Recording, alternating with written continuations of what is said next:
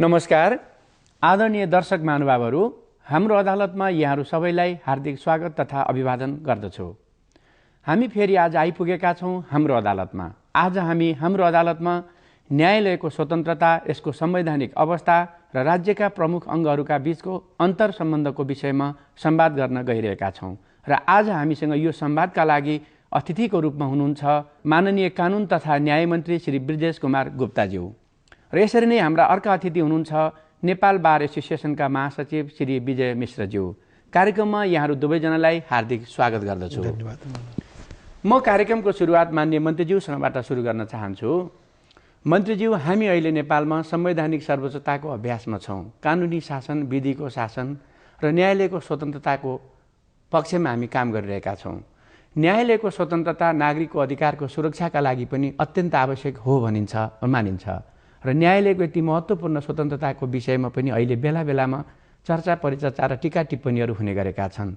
र अहिले हाम्रो देशमा संविधान पनि बन्न गइरहेको सन्दर्भमा न्यायालयको स्वतन्त्रताको सुनिश्चितताका लागि के प्रयासहरू भइरहेका छन्? एउटा कानुन मन्त्रीको नाताले न्यायालयको स्वतन्त्रतालाई सुनिश्चित गर्नका लागि के कस्तो प्रयास भइरहेको छ?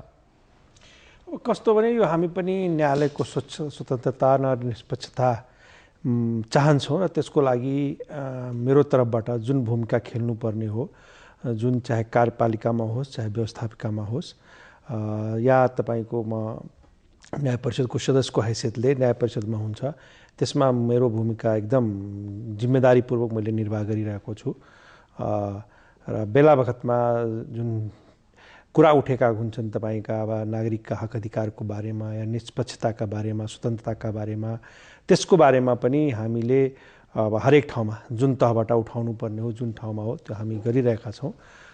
र मलाई के लाग्छ भने त्यसमा हामी सबैहरू सचेत भएर अब जुन नागरिकको मेन कुरा हो भने उहाँको स्वतन्त्रताको लागि जुन सुनिश्चित हुनुपर्ने हो त्यसको लागि हामी काम गर्छौँ र त्यो गर्नुपर्छ भन्ने मेरो मान्यता हो। मन्त्रीज्यू, यस अतिरिक्त पनि हाम्रो संविधानले कानुन तथा न्याय मन्त्रीलाई एउटा समन्वयकारी भूमिकामा पनि राखेको अवस्था छ। यहाँको राज्यका प्रमुख तीनटै अङ्गहरूमा उपस्थिति रहन्छ। त्रिकोणात्मक भूमिकामा यहाँ रहनुभएको छ संविधानतः। जब यहाँ न्यायपालिकामा रहनुहुन्छ, न्याय परिषदको वरिष्ठ सदस्यको रूपमा रहनुहुन्छ, त्यहाँ कार्यपालिकाको प्रतिनिधिको रूपमा रहनुहुन्छ। जब मन्त्री परिषदको बैठकमा यहाँको उपस्थिति हुन्छ, त्यहाँ न्यायपालिकाको प्रतिनिधिको रूपमा यहाँको उपस्थिति रहन्छ। जब यहाँ व्यवस्थापिका संसदमा रहनुहुन्छ, त्यतिखेर यहाँ विधायक मात्रै होइन कि सरकारको सदस्य र न्यायपालिकाको प्रतिनिधिको रूपमा पनि रहनुहुन्छ। यसरी राज्यका प्रमुख तीनटा अङ्गका बीचमा एउटै व्यक्तिलाई राख्नुको मतलब यी तीनटा अङ्गहरूका बीचको समन्वयमा सन्तुलित भूमिकाको अपेक्षा संविधानले गरेको छ।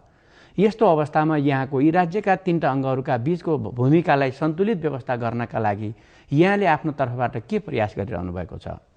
अब यसमा कस्तो हुन्छ भने हामीले अब न्यायपालिकाको जुन हाम्रो कार्यपालिकामा भूमिका हुन्छ कि कानुन मन्त्रीको हैसियतले न्यायपालिकालाई अब चाहिने स्रोत साधनदेखि लिएर उहाँहरूको लजिस्टिक सबै सपोर्टिङ गर्ने कुरा हुन्छ, त्यसको बारेमा हामी त्यहाँ कुरा गर्छौँ। र त्यस्तै तरिकाले व्यवस्थापिकामा अब कुनै कानुन बनाउनु पर्यो भने हामीले न्याय परिषदकै बारेमा या न्यायपालिकालाई स्वतन्त्र स्वच्छ राख्नको लागि के सुधारहरू गर्नुपर्छ भने त्यस्तो किसिमले जुन कुरा हुन्छ त्यसलाई हामी लगेर व्यवस्थापिकामा हामी त्यहाँ प्रस्तुत गर्छौँ। र त्यो सबै बारेमा मेरो तर्फबाट एउटा सकारात्मक दृष्टिकोणले यसलाई कसरी स्वतन्त्र र निष्पक्ष राख्न सकिन्छ त्यो आधारमा मैले काम गरिरहेको छु र आगामी दिनमा पनि मैले काम गर्दै जान्छु भन्ने म विश्वास दिलाउन चाहन्छु। मन्त्रीज्यू, म यहाँसँग फेरि पनि आउनेछु। म अहिले एउटा जिज्ञासा महासचिवज्यूसँग राख्न चाहन्छु। अदालतको शक्ति आधार भनेकै जनताको विश्वास हो। जनताको भरोसा र आस्थाको भरमा नै अदालत टिकेको हुन्छ। अदालतले जनताको आस्था आर्जन गर्दासम्म मात्रै अदालत शक्तिशाली देखिन्छ। र अदालतको शक्ति भनेकै जनताको विश्वासलाई जोगाइराख्नु हुने हुँदा अदालतको निष्पक्षता र यसको फैसलाको कार्यान्वयनको प्रभावकारितामा यसको आस्था अडेको हुन्छ। अहिले पछिल्ला दिनहरूमा अदालतका फैसलाहरू, निर्णयहरूको कार्यान्वयनको अवस्थामा बेला बेलामा समस्याहरू, चुनौतीहरू आउने गरेका छन्, जसको सिधा सम्पर्क अदालतको आस्थासँग जोडिएको छ।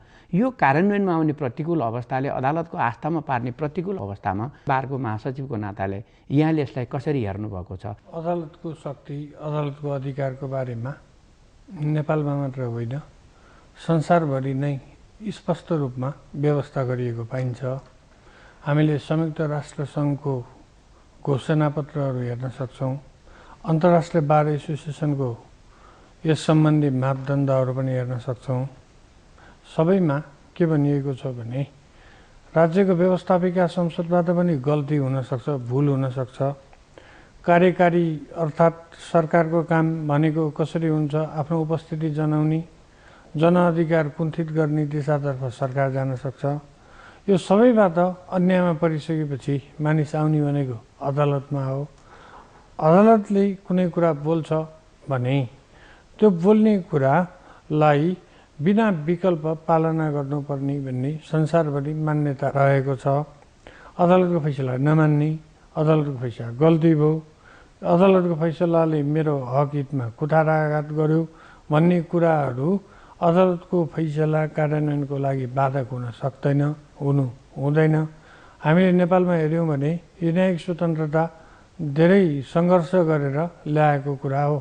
धेरै वकिलहरूले गोली खाएका छन्, वकिलहरू हिरासतमा परेका छन्। स्वयं केही स्वाभिमान न्यायाधीशहरूको जागिर गएको छ। पञ्चायतकालमा स्वतन्त्र न्यायपालिकाको लागि काम गर्दा 16 सालमा अञ्चलाधीशले न्यायाधीशको हाजिर छड्के गर्ने प्रयास गर्नुभयो। त्यति बेला कार्यरत मान्य न्यायाधीश रुद्रबहादुर सिंहले अञ्चलाधीशलाई यो त तपाईँको डिपार्टमेन्ट होइन, यो त जुडिसियल डिपार्टमेन्ट हो, तपाईँको अधिकार छैन, यहाँ म आफ्नो जागिरको प्रेम गर्दिनँ, माया गर्दिनँ, तर स्वतन्त्र न्यायपालिका मेरो लागि प्रिय वस्तु भनेर 16 सालमा अडान लिनुभएको थियो। पञ्चायतकालमा पनि कानुन व्यवसायीहरूको बहस अनि न्यायाधीशहरूको फैसलाबाट धेरै मान्छेहरूको ज्यान जोगिएको थियो। त्यस्तै जनयुद्धकालमा पनि भएको थियो। तर न्यायपालिकाबाट भएको फैसला आफ्नो खिलाफमा हुने बित्तिकै यो अनुचित भयो भन्ने प्रचलन पनि अपवादको रूपमा हामीले देखेका छौँ। जस्तो प्रतिनिधि सभा पुनर्स्थापना सम्बन्धी मुद्दा जुन 2052 साल भाद्र 12 गते फैसला भयो, त्यति बेला पनि यो फैसला अनुचित भयो, व्यवस्थापिकाको अधिकारमा हस्तक्षेप भयो भन्ने सदकमै आवाज सुनिएको थियो। अहिले पनि मलाई लाग्छ यो संविधान सभाको समयावधि 6 महिनाभन्दा बढी थप हुन नसक्ने, त्यसपछि स्वतः विघटन हुने भन्ने सर्वोच्च फैसला जुन छ त्यसले व्यवस्थापिकाको अधिकार क्षेत्रमा हस्तक्षेप गरेको भन्ने आवाज केही सुनिएको हो। तर मलाई लाग्छ त्यो आवाज पनि अहिले वस्तुस्थिति, अन्तर्राष्ट्रिय प्रचलन सबै जग जाहेर भइसकेपछि संविधान सभा 6 महिनाभित्रै संविधान बनाउनु पर्छ भन्ने दिशामा लागेको छ जस्तो लाग्छ। नेपाल बार एसोसिएसनले इन्जिनियर, पत्रकार, चिकित्सक सबैलाई राखेर अस्ति बैठक पनि गर्यो। संविधान सभाको गतिविधिलाई नजिकबाट निहाल्ने र आवश्यकता अनुसार सचेत गर्दै दबावमूलक कार्यक्रमहरू सञ्चालन गर्दै जाने स्टेपमा हामी पनि रेडी पोजिसनमा बसेका छौँ। महासचिवज्यू, सबै खालका विवादको अन्तिम निरूपण त न्यायालयबाटै हुन्छ। यो हाम्रो संवैधानिक व्यवस्था हो। यो अन्तिम निर्णय भइसकेका अदालतका फैसलाहरूलाई पनि आफ्नो अनुकूलता र प्रतिकूलतामा हेरेर व्याख्या गर्ने, अर्थ्याउने र पालन गर्ने या नगर्ने जस्ता कुराहरू देखिरहेका छन्। यसलाई निरोधन गर्नका लागि त नेपाल बारले सशक्त ढङ्गले केही कार्यक्रम चाल्नुपर्ने हो कि के लाग्छ यहाँलाई? यसले उठाउनु भएको प्रश्न जाहेर छ। अदालतको फैसलामा एक पक्षको जित हुन्छ, अर्को पक्षको हार हुन्छ। पूर्व मान्य न्यायाधीश हाल स्वर्गीय भइसक्नु भएको छ। नेपाल बार एसोसिएसनका पूर्व अध्यक्ष पनि हुनुहुन्थ्यो, उहाँ हुनुहुन्थ्यो ल क्याम्पसको पुरानो प्रोफेसर पनि, लक्ष्मण प्रसाद अरियाल। न्यायाधीशलाई सधैँ जित्ने मान्छेले धर्मराज ठान्छ, हार्ने मान्छेले यमराज ठान्छ भनेर भन्नुहुन्थ्यो। उहाँको त्यो भनाइ थियो। त्यो भनाइले प्रतिबिम्ब केलाई गर्दछ भने यथार्थतालाई प्रतिबिम्ब गर्छ भन्ने जस्तो मलाई लाग्छ। त्यसैले गर्दा यो कानुनको शासन, कानुन सबैले जान्नुपर्ने कुरा भएको हुनाले राज्यले पनि लिगल एजुकेसनको लागि केही व्यवस्था गर्नुपर्ने हुन्छ। नेपाल बार एसोसिएसनले त कानुन बारेमा जनचेतना जगाएर मेचीदेखि महाकालीसम्म 1988 देखि कार्यक्रम गर्दै आएको छ। नर्वेजन बार एसोसिएसनको सहयोगमा हामी मेचीदेखि महाकालीसम्म, ताप्लेजुङदेखि दार्चुलासम्म हरेक गाउँमा पुगेका छौँ। कानुन भनेको यो हो, अधिकारहरू यो हो, अदालतको कार्य यो हो। धारा 116ले अदालतले भनेको फैसला मान्नुपर्ने भन्ने व्यवस्था गरेको छ। अनि व्यवस्थापिकाको काम भनेको कानुन बनाउने हो भन्ने तमाम कुराहरू हामीले राख्दै आएका छौँ। जनचेतना फिजाउने काम भइरहेको छ र सरकारको तर्फबाट पनि यो दिशामा आवश्यक कदमको अपेक्षा गरिन्छ। हामीले कानुन किताबमा जुन कानुन बनाउँछ नि, किताबमा बनाइएका कानुनहरू निर्जीव हुन्छन्, त्यसले आफैले बोल्न सक्दैन, त्यसको पाङ्ग्रा पनि हुँदैन, श्वास प्रश्वास फेर्ने अवस्था पनि हुँदैन, त्यो आफैले बोल्न सक्दैन। न्यायाधीशले त्यो निर्जीव वस्तुमा जब प्राण थप्दछ, निर्जीव वस्तुले बोल्न थाल्छ, निर्जीव वस्तु गाउन थाल्दछ, नाच्न थाल्दछ, कानुनमा प्राण भर्ने शक्ति भनेकै अदालत हो। अदालतले भनिसके पछाडि त्यो मेरो लागि अनुचित भयो, मैले त्यो मान्न सक्दिनँ भन्ने कुराहरू हुन सक्दैन। यदि कसैलाई चित्त बुझ्दैन भने न्यायिक मार्गबाट जाने बाहेक अरू विकल्प छैन। अदालतले भनिसकेपछि पनि मान्दिनँ कहाँ हुन्छ भन्ने कुरा गर्ने हो भने त्यसले एउटा सूत्रपात के गर्दछ भने अधिनायकवादको सूत्रपात गर्छ। यस्तो कल्चर छैन। हेर्नुहोस्, हामीले 2062 साल फागुन 1 गतेको शाही आयोग खारिज गर्ने फैसला पनि देख्यौँ। त्यसमा पनि वकिलहरूले बार एसोसिएसनको तर्फबाट पनि बहस भएको थियो, निवेदन हाल्ने पनि वकिल नै थियो। मान्ने त्यति बेलाको 5 जना मान्ने न्यायाधीशहरूले हामी उप व्यक्तिगत रूपमा जोसुकै होस् हामी मतलब गर्दैनौँ, तर यो भ्रष्टाचार निवारण शाही आयोग जुन गठन भएको छ त्यो त संविधान विपरीत भएको हुनाले यसलाई खारेज गरिएको छ भनेर खारेज गरियो। हिरासतमा रहेका नेताहरूलाई तुरुन्त रिहा पनि गरियो। त्यो शाही आयोग खारेज नभएको भएदेखि जनआन्दोलनमा अझै पनि के हुन सक्दथ्यो भने बल नपुग्ने अवस्था हुन सक्थ्यो। त्यसैले यो न्यायिक स्वतन्त्रताको कुरा सधैँ सत्तामुखी सत्ताकै हितमा हुन्छ भन्ने जरुरी छैन, किनभने संविधानले न्यायपालिकालाई पनि शक्ति दिइराखेको छ। व्यवस्थापिकाको जस्तो अधिकार छ, न्यायपालिकाको अधिकार पनि स्वतन्त्र रूपमा छ। एकले अर्कोलाई हस्तक्षेप गर्ने भन्ने कुरा संविधानको परिकल्पना त होइन, तर कानुनमा लेखिएका कुराहरूको वास्तविक अर्थ के हो भन्ने कुरा व्याख्याद्वारा सर्वोच्चले भनिसकेपछि त्यसमा अरू विकल्प अरू विवादको कुराहरू हुनु भनेको यो संसारको संस्कृति अनुकूल हुन सक्दैन। यसले दीर्घकालीन रूपमा हित पनि गर्दैन। जस्तो कार्यपालिका र व्यवस्थापिकाको तर्फबाट न्यायपालिकालाई धेरै दबाब पर्यो भने न्यायकर्ताको मनोबल गिर्न सक्छ। न्यायपालिकाको मनोबल गिरिसकेपछि त्यो फलदायी कसको लागि हुँदैन भने समग्र न्याय प्रणालीको लागि हुँदैन। न्यायाधीशले आफ्नो लागि काम गर्ने होइन।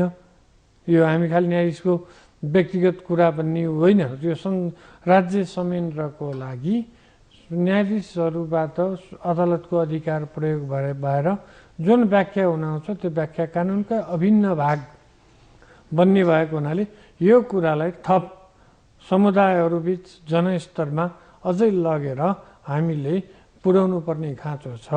मूल रूपमा राजनीतिक कर्मीहरूले पनि अदालतमा त बोलिसकेपछि अब यसमा अन्यथा भन्ने कुरा आउँदैन भनेर भन्ने हाम्रो संसारभरिको चलन यही हो। महासचिवज्यू, म यहाँसँग फेरि पनि आउँछु। अहिलेलाई मन्त्रीज्यू, न्यायालयको प्रभावकारिताका लागि यसको सुदृढीकरण आवश्यक हुन्छ र यसको सुदृढीकरणका प्रसङ्ग उठाउँदै गर्दा यसको सम्बन्ध केही कार्यपालिकासँग पनि हुन्छ, केही व्यवस्थापिकासँग पनि हुन्छ। न्यायालयमा जनशक्तिको अभाव छ, बजेटको अभाव छ, पूर्वाधारका आवश्यकताहरू छन् र त्यस्तै गरेर समयानुकूलका कानुन बनाउने, नीति निर्माण गर्ने र कानुनी सुधारका माध्यमले समयानुकूलको न्याय प्रदान गर्नेतिर व्यवस्थापिकाले पनि त्यस्तै किसिमका कानुनहरू, न्यायिक नीतिहरू बनाउन जरुरी हुन्छ। यी दुईटै अङ्गबाट न्यायालयलाई प्रभावकारी र पर्याप्त मात्राको सहयोग पुर्याउने उद्देश्यले एउटा कानुन मन्त्रीको नाताले यहाँले कस्तो प्रयास गर्नुभएको छ? अब यसमा हामी के हो भने अब कानुन बनाउने कुरामा मैले अघि पनि भने कि हाम्रो अब जुन कानुन अब अहिलेको परिवेशमा परिवर्तन गर्ने कुरा हुन्छ त्यसमा हामी पहल गरिरहेका छौँ र छलफल पनि भइरहेको छ। केही कुरा त न्याय परिषदको मार्फत पनि आउँछ, केही कुरा हाम्रो कानुन मन्त्रालयको थ्रुबाट पनि आउँछ, त्यसमा गर्नुपर्छ। जस्तै तपाईँको देवानी आचार संहिताको कुरा छ, फौजदारी आचार संहिताको कुरा छ, त्यो सबै कानुन नआइकन, किनभने त्यो सबै कानुन पुरानो कानुन हो, त्यो आधारले गर्दाखेरि मान्छेहरू धेरै जसो न्याय पाउन सकिरहेका छैनन्, ढिलो न्याय पाइरहेका छन्।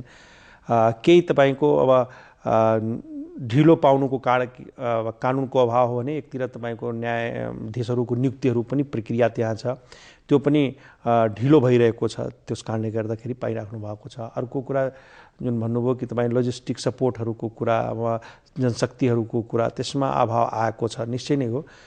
त्यसको लागि न्याय परिषदले या सर्वोच्च अदालतले हामी कहाँ जुन पुर्याउँछ त्यसको बारेमा हामी मन्त्रालयको थ्रु अर्थ मन्त्रालयसँग कुरा गरेर त्यो मिलाउने व्यवस्था हामी गरिरहेका छौँ।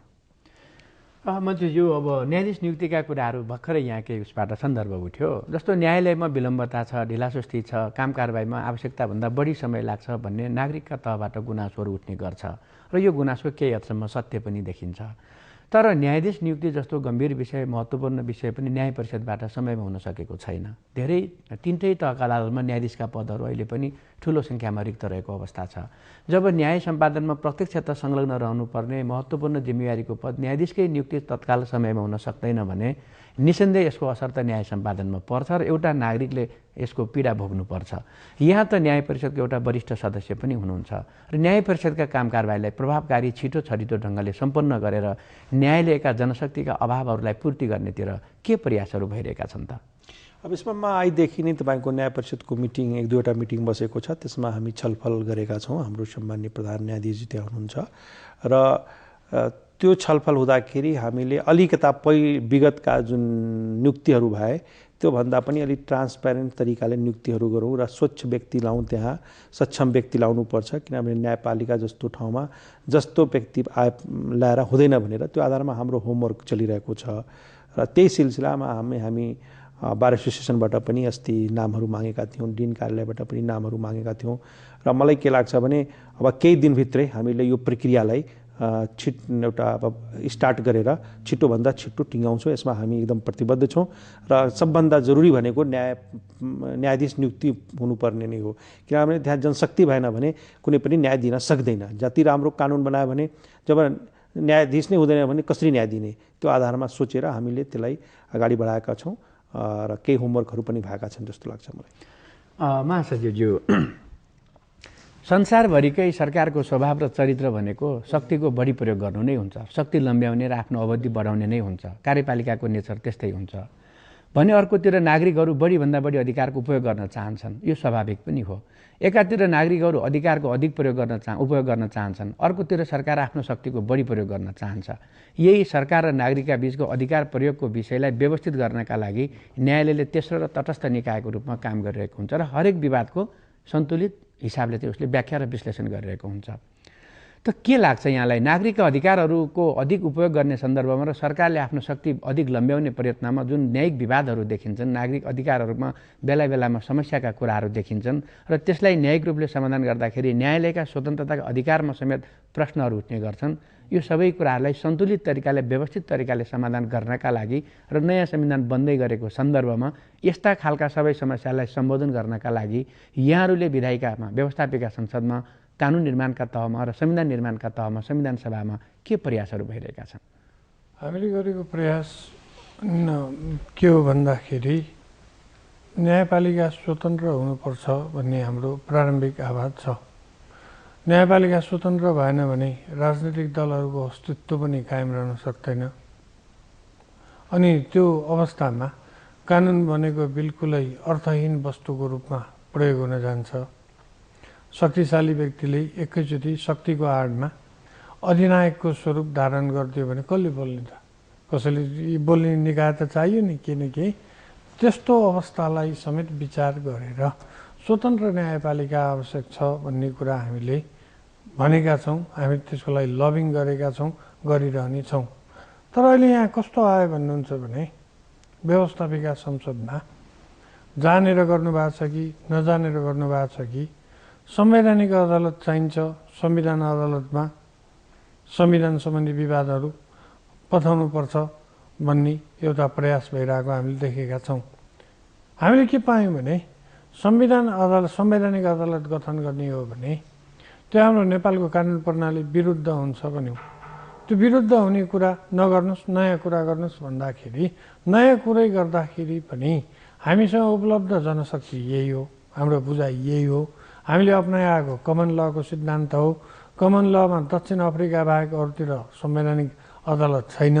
योभन्दा पनि अझ खतरनाक कुरा के हुन्छ भने संवैधानिक अदालत गठन गर्ने अवस्थामा प्रत्येक विवाद सर्वोच्च अदालतमा र संवैधानिक अदालतमा पुग्ने भइसके पछाडि त्यो न्यायिक निरूपण विवादको गर्नको लागि 20औं वर्ष लाग्छ। अहिलेको भन्दा धेरै समय पनि लाग्छ, धेरै पैसा पनि खर्च हुन्छ।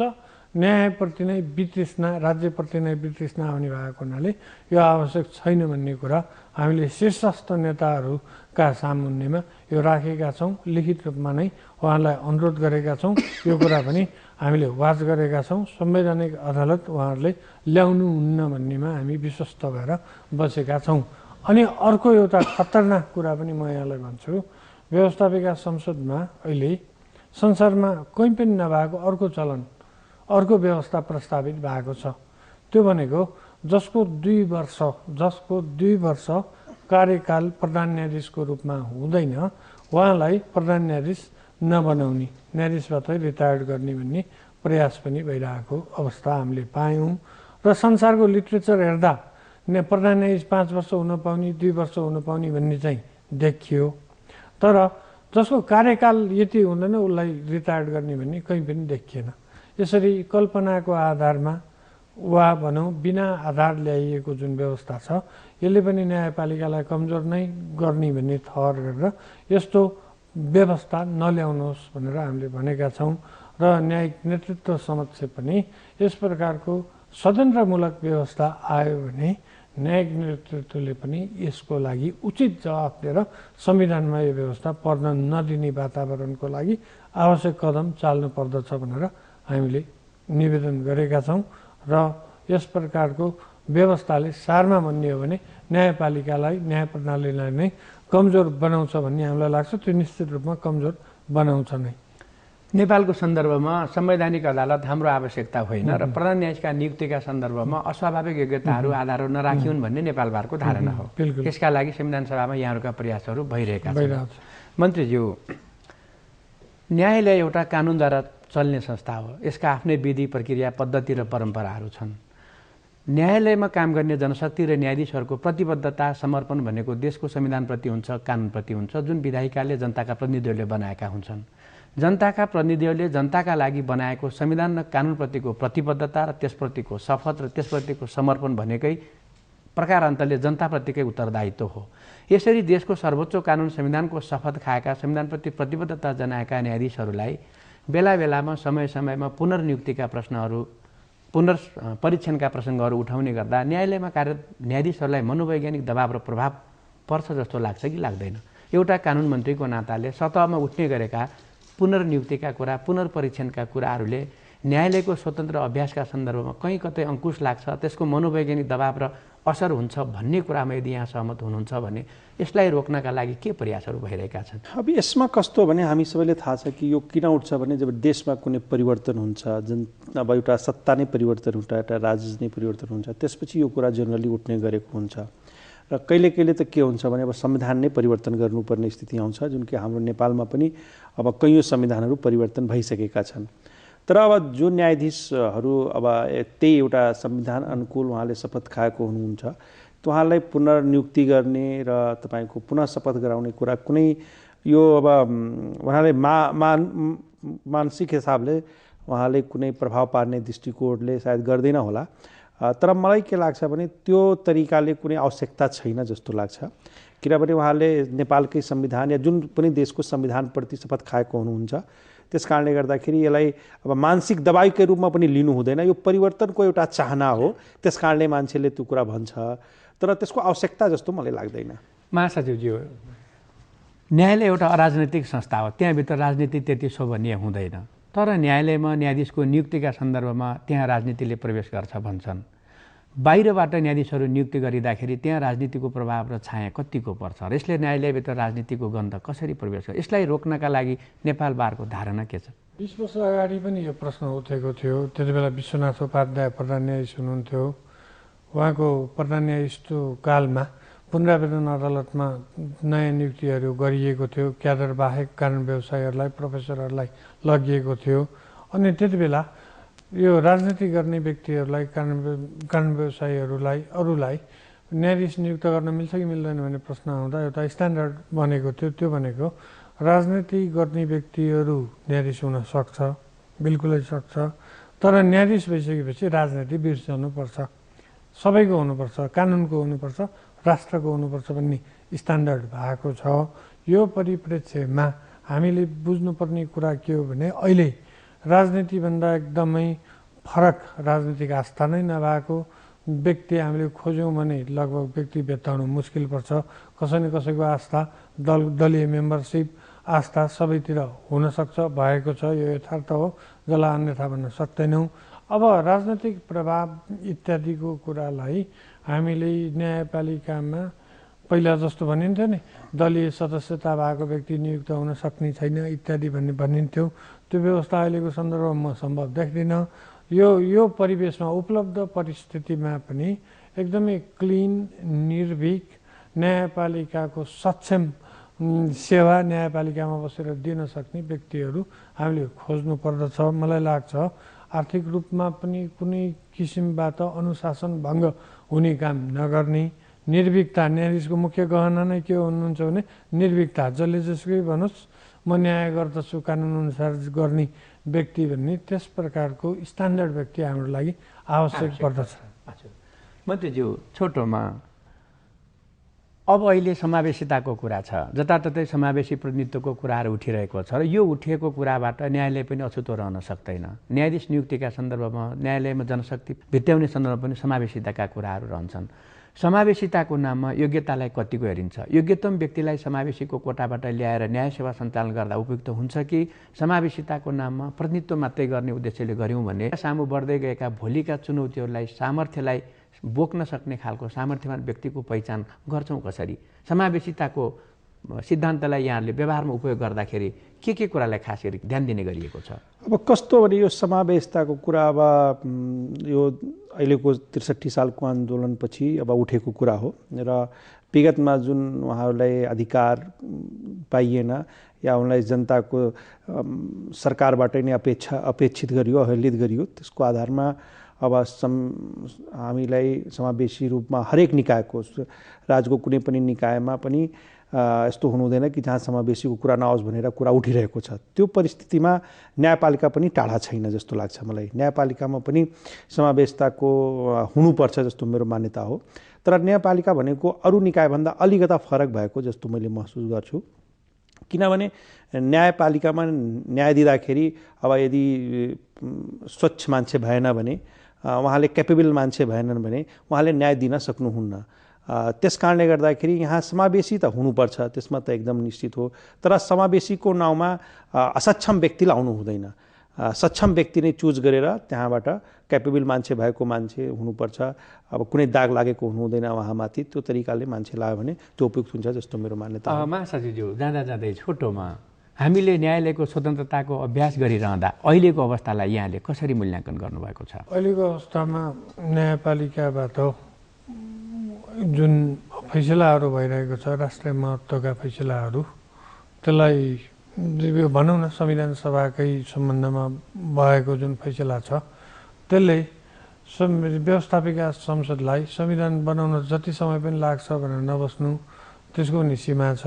तपाईँले जनताबाट अनुमोदन गराएको अवधि हो भनेर सम्झाउने र त्यही प्यारामिटरभित्र संविधान बनाउने वातावरण खडा गरेको जस्तो मलाई लाग्छ। अब अरू फैसला कार्यान्वयनका प्रश्नहरू न्यायिक यो संविधान सभाबाट न्यायिक स्वतन्त्रतालाई असर पार्ने गरेर जुन काम कारबाही भइराखेको छ त्यसको सन्दर्भमा करेक्सन गर्नुपर्ने आवश्यकता देखिएको छ। त्यो कुरा हामीले सम्बन्धित फोरममा पनि भनेका छौँ। अरू सन्दर्भमा न्यायपालिकाभित्रको इस्युहरू के छन् भन्ने कुरा नेपाल बार एसोसिएसनले ज्ञापन पत्र मार्फत न्यायिक नेतृत्व सम्माननीय प्रधान न्यायाधीश समक्ष ध्यानाकर्षण गराएको छ। आशा छ चाँडै सम्बोधन हुनेछ। धन्यवाद। यहाँहरूको महत्त्वपूर्ण समय र संवादका लागि कार्यक्रमका अतिथि दुवैजनालाई हाम्रो अदालतको तर्फबाट धेरै धेरै धन्यवाद। मेरो तर्फबाट पनि धन्यवाद। तपाईँले हाम्रो आवाज राखिदिनु भयो, त्यसको लागि धन्यवाद। आदरणीय दर्शक महानुभावहरू, आगामी कार्यक्रममा नयाँ विषयवस्तुका साथ फेरि उपस्थित हुनेछौँ। आजको कार्यक्रमबाट बिदा दिनुहोस्। नमस्ते।